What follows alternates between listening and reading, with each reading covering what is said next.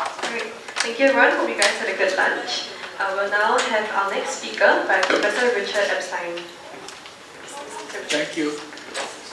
That's my contact information, but I prefer to take a card which has my mobile phone and Gmail. So the title of my talk is Capturing Nature and Nurture in the Social Sciences, and how we can do that by using molecular methods. I was struck in the morning session by my fellow colleagues that nobody mentioned the word genetics, which actually doesn't surprise me because I've been in the social sciences for a long time. But I point out that recent evidence, and it goes back many years, but confirms it at a molecular biological level today, that at least 50% of the reason that every characteristic we have are probably due to our genes. So every one of the topics that was talked about this morning, half the explanation for why people differ along those lines is probably due to our genetic makeup. And the message I'd like to get across today is that just as most of the social scientists in the room wouldn't ignore nurture, family, culture, the environment, diet in trying to understand the phenomenon that they're studying, it's just as dangerous to avoid possibly genetic information that also contributes on, as a rule of thumb, about 50% of the variance between people in explaining any human characteristic. That's a good rule of thumb.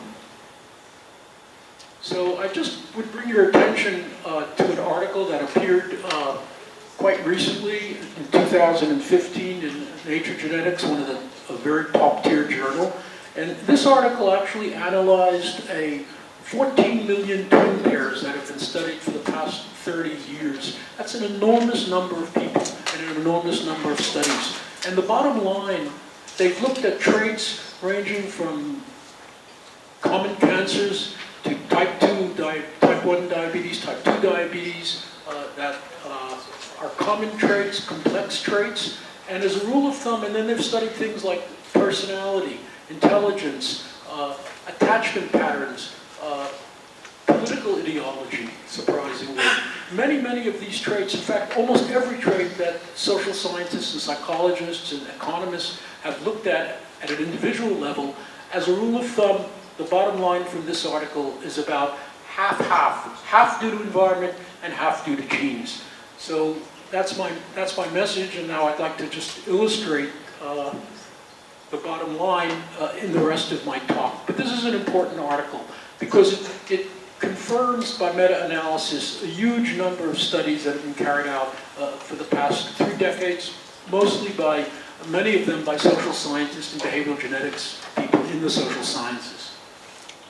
This is just a typical ACE model where the additive genetic components, the common environment, and the special environment, the unique environment, how we can just by measuring differences between monozygotic twins who share all their DNA and twins who share half their DNA, using just that information, we can actually figure out, we can calculate the heritability of any trait.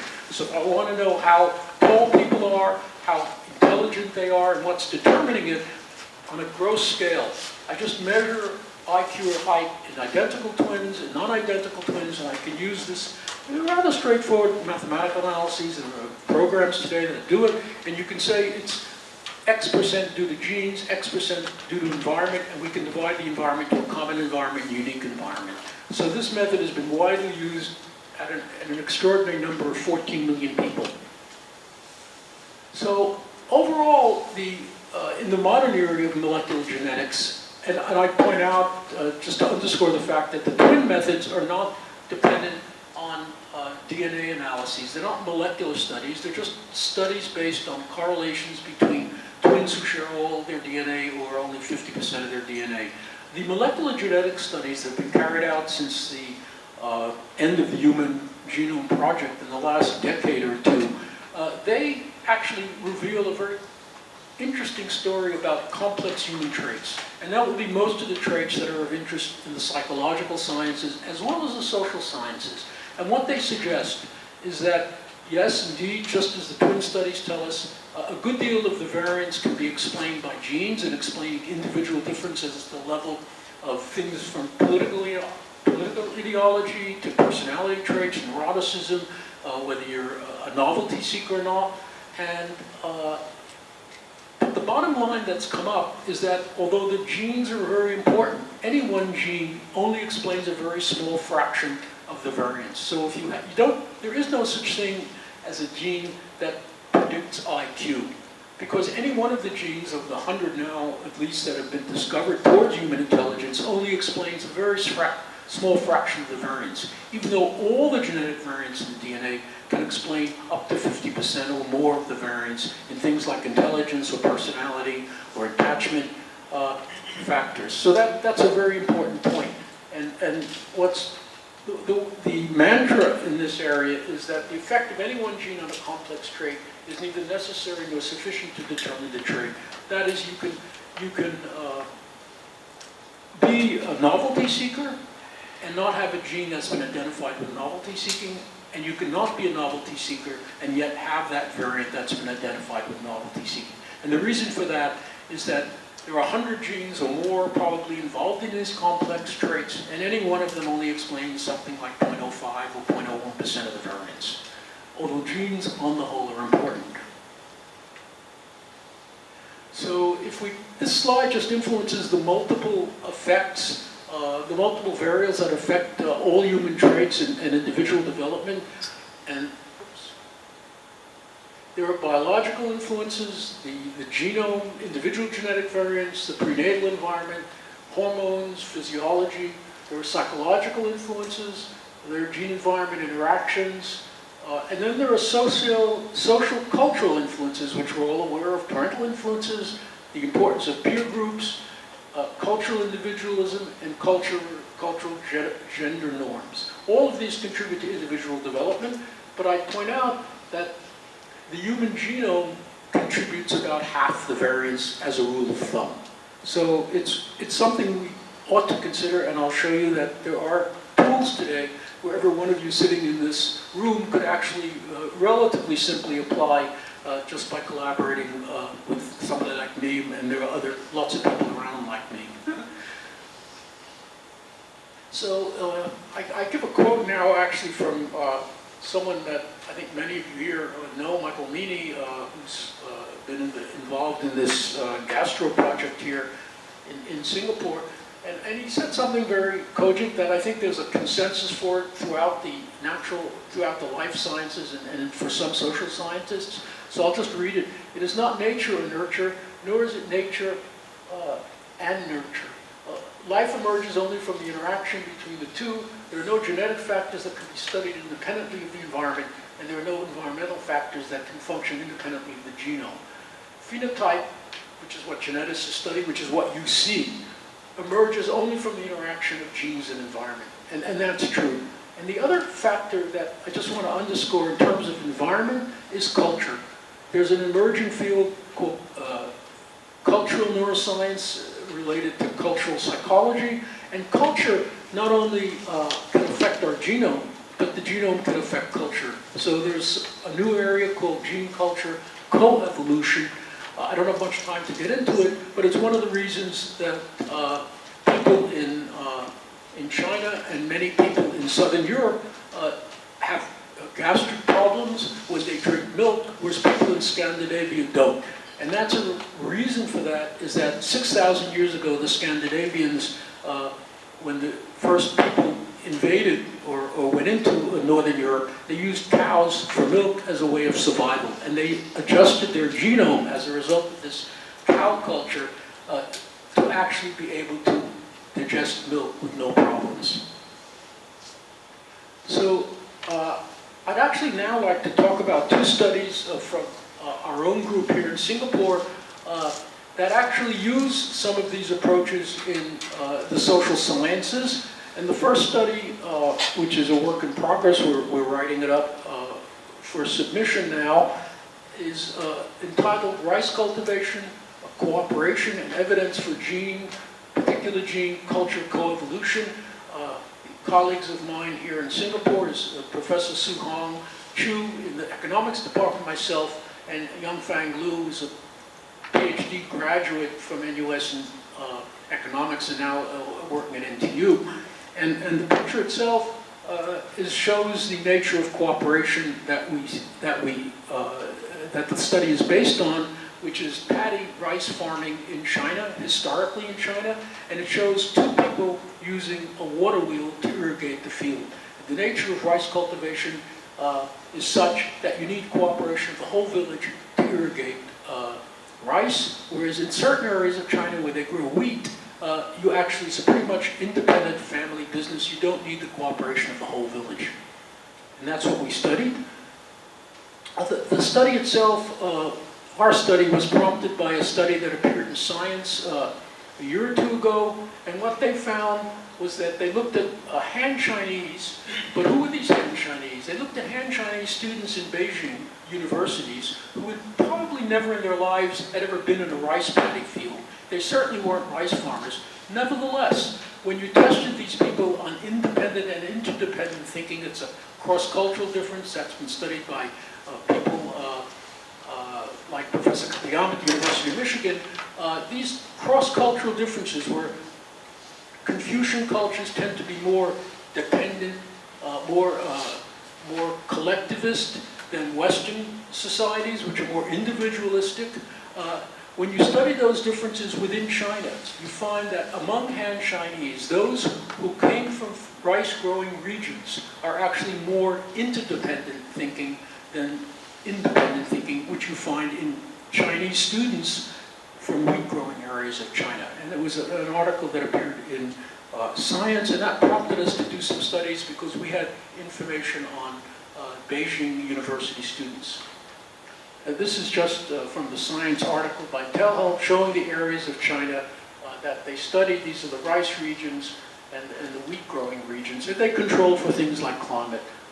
But I'm not going to make a critique of their article. So the study that Chu and I and Yongfang carried out, we examined how culture induced by rice cultivation, remember these are students who've never cultivated rice, I think, influenced the people's cooperative behavior. And what we did was we looked at it in a public goods game, the behavioral economic games that could be carried out in the laboratory. So we combined the origin of these people, the province where they were born in, and we tested their altruism, their cooperative behavior, using the standard public goods game that's well known to behavioral economists. And we found that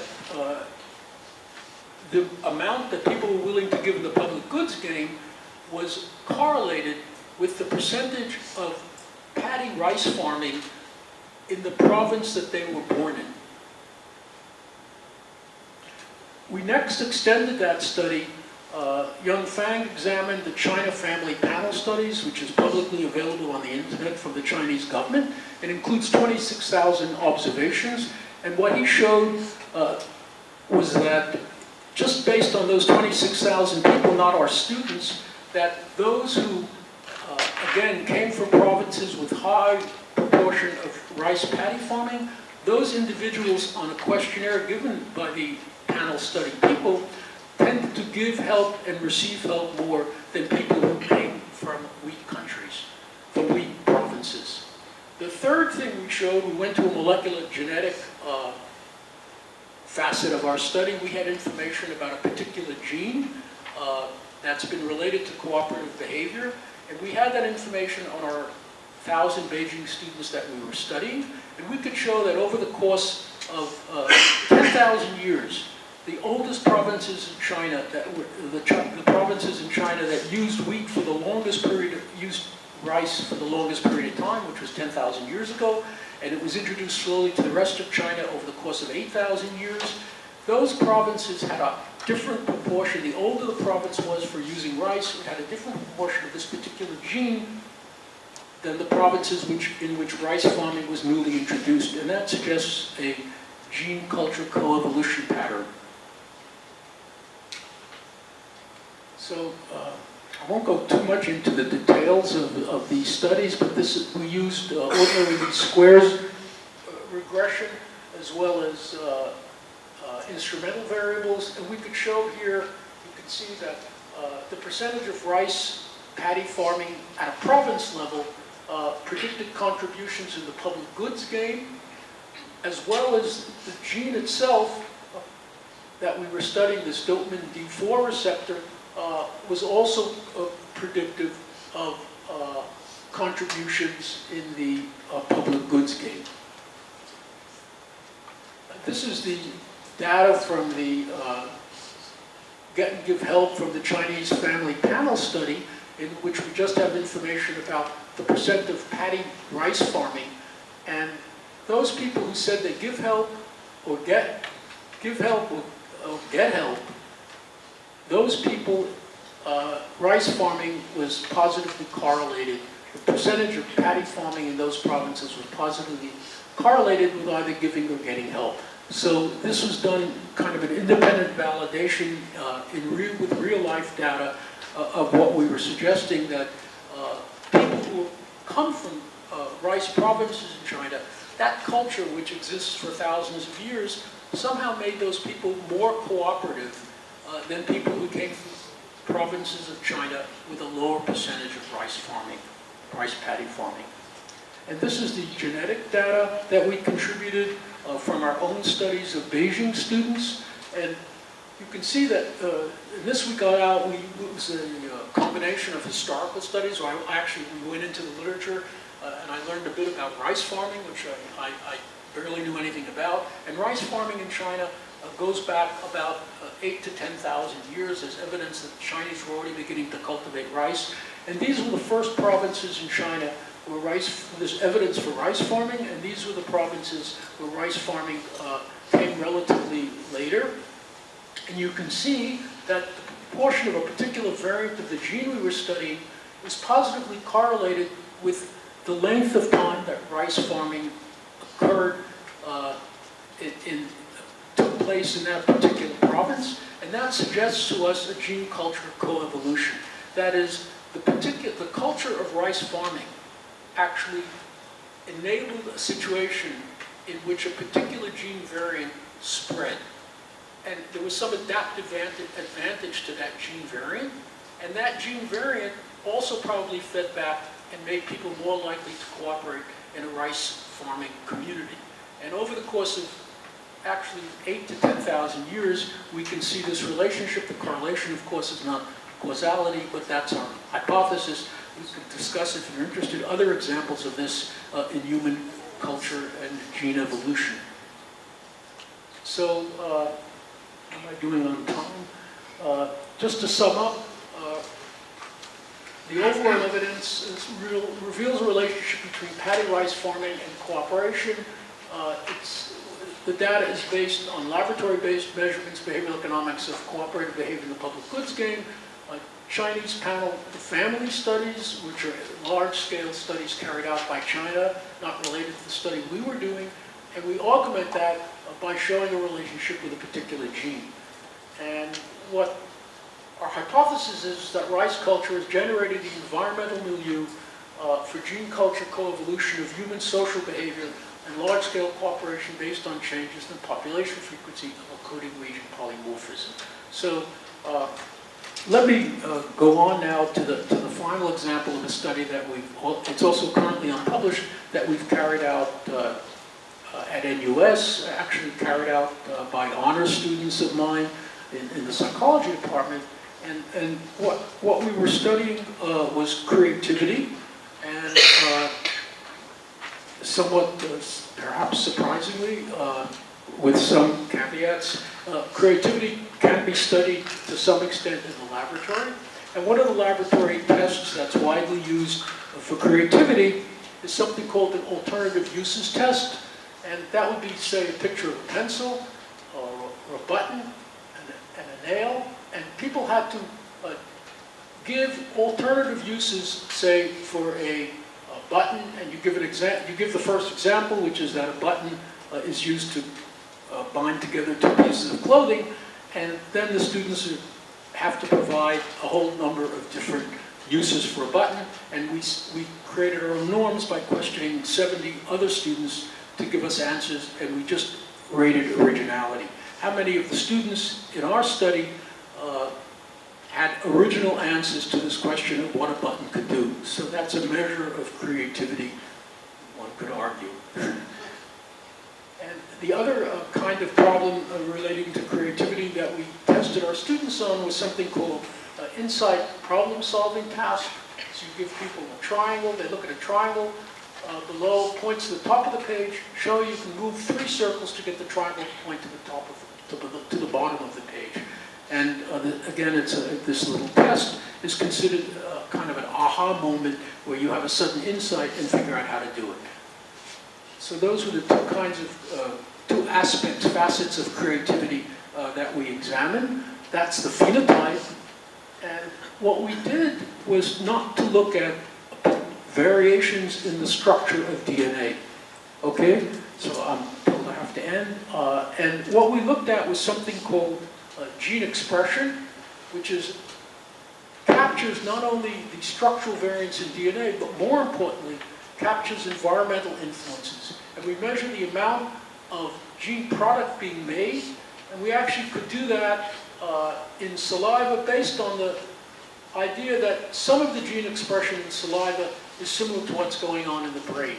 So we had the students give saliva samples, and we measure messenger RNA, we measure gene expression for 2 genes, and I don't have time to go into the reason. We measure certain genes that have been linked to creativity in other studies, and actually, to my surprise, we find a relationship, a correlation between gene expression in saliva, which is relatively easy to measure, and the score that people got on these 2 laboratory-based creativity measures.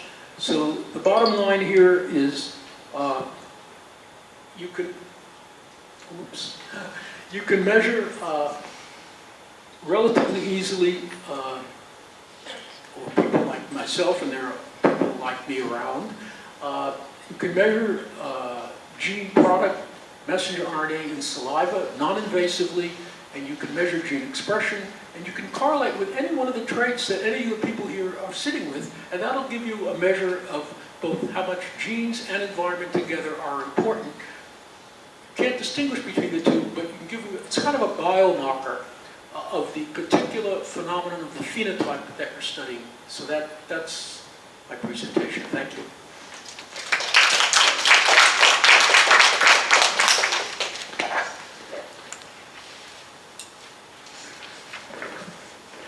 Questions? First gentleman here. I have a question about this cooperative in the gene expression. So besides rice cultivation, fishing is also another activity that requires teamwork. So will you be looking at fishermen in whether they have this higher dopamine expression? That's a good question. Actually, in economics, in behavioral economics, fishing communities have been considered, and indeed your insight is correct. Fishermen who cooperate do show a greater tendency in laboratory-based measures of cooperativeness, similar to what we found to rice farmers. We're constrained by the rice farming information was available publicly. We didn't have to pay for it, and we didn't have to interview any rice farmers. I'd be very interested in looking at fishermen. That would require a lot more effort and money on our part, but it's a good idea. Hi, I really enjoyed your talk. Thank you. I'm interested in when you expect additive effects between gene and culture, and when you expect interactions between the 2 of them. Because I noticed that you got additive effects, right? And I know Shinobu Kitayama is coming from a gene by culture interaction theory. Right. So let me give you 2 what are considered now classic examples of gene culture coevolution in human history. The first is, you may or may not be aware, that there's a type of anemia called Sickle-Cell Anemia, which is when it's homozygote, it's a Mendelian disease, so if you've got both variants, you're going to be very sick and likely die as a child. But if you have one variant, actually you can survive quite nicely into adulthood, even though it's somewhat debilitating. And sickle cell anemia is something that was extremely rare in human history. We know that by analyzing the DNA and bones of ancient humans before 10 and 20,000 years ago. What's quite interesting is that sickle cell anemia, the trait itself, has gone from a rare Mendelian disorder, a very rare disorder in human history, to fairly common in certain areas of the world. In Africa and in parts of Southeast Asia and India. And in the areas where sickle cell anemia is common, the mutation, there's a high prevalence of malaria. And what sickle cell anemia does is it provides resistance to the malaria parasite. Those little parasites don't like the sickle cell blood shape, and those people actually are better adapted to those environments. The culture here is that when does this occur in human history? People actually were not exposed to malaria mosquitoes when we were running around Africa or China hunting deer or zebras. We get exposed to malaria when we stay near bodies of water, and that occurs primarily beginning with the agricultural revolution. So human culture, we invent agriculture, we sit around water and irrigate our fields, mosquitoes breed and spread malaria, and that culture causes a adaptation in those rare people who have the mutation, it spreads throughout the population.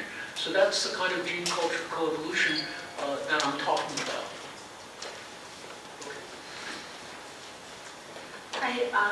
So there was a correlation between gene expression in saliva and total creative thinking scores. Yes. Did you look at separate tests? Is any of the tests have a particular correlation? So we were constrained to some extent by this being an honors thesis, and we looked at 200 students, and the alternative uses test and insight solving problems, because they were relatively easy to administer, and we were time limited and money limited in how long the students were willing to sit around. So we thought those tests kind of maybe the most classic, often used very often, so we just stuck to those.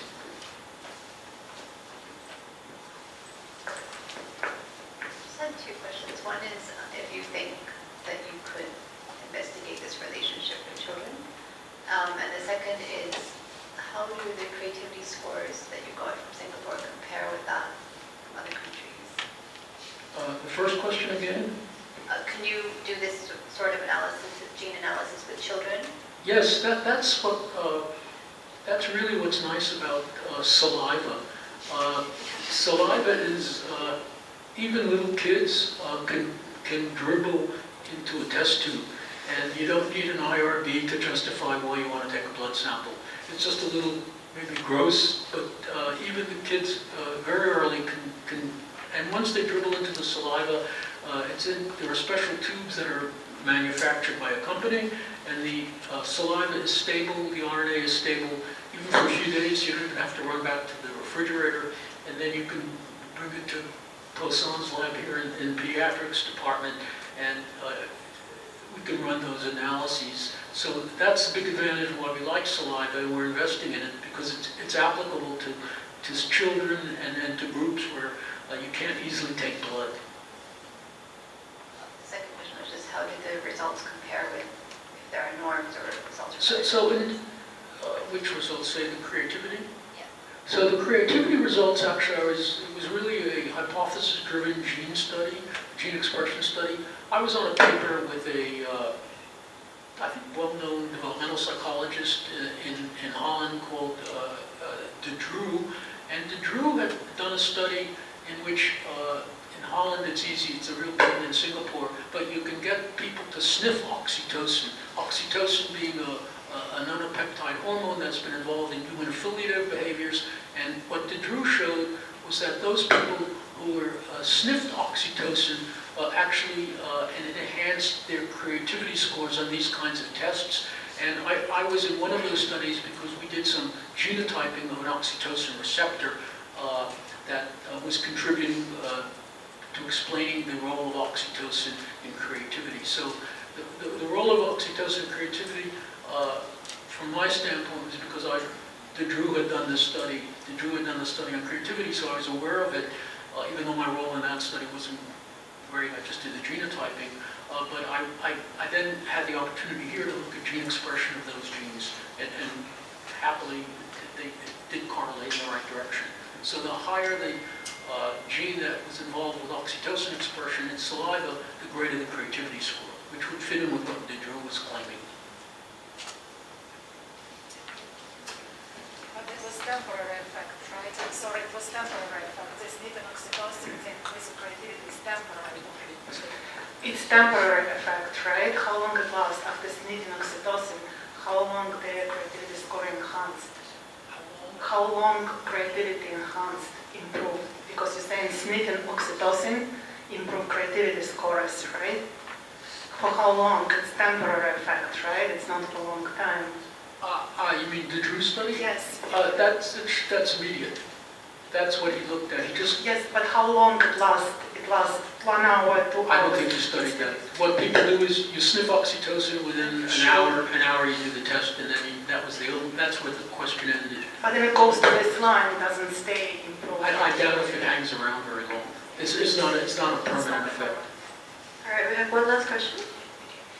Yeah, I'm not really familiar with this line of research, but I'm just interested, how do you choose which receptors to look at? If you, let's say for children, which is... That's a very good question. So there's been a lot of criticism in literature of candidate gene approaches where I pick a particular gene to look at based on what I think I know.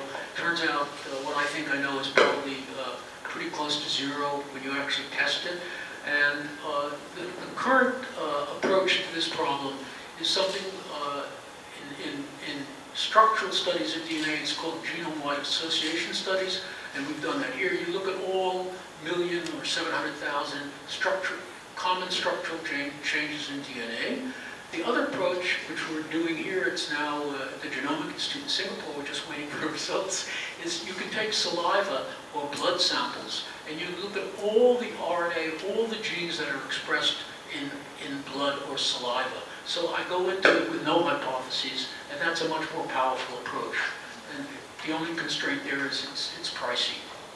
All right, thank you for your questions. Please join me thanking Professor Ebstein.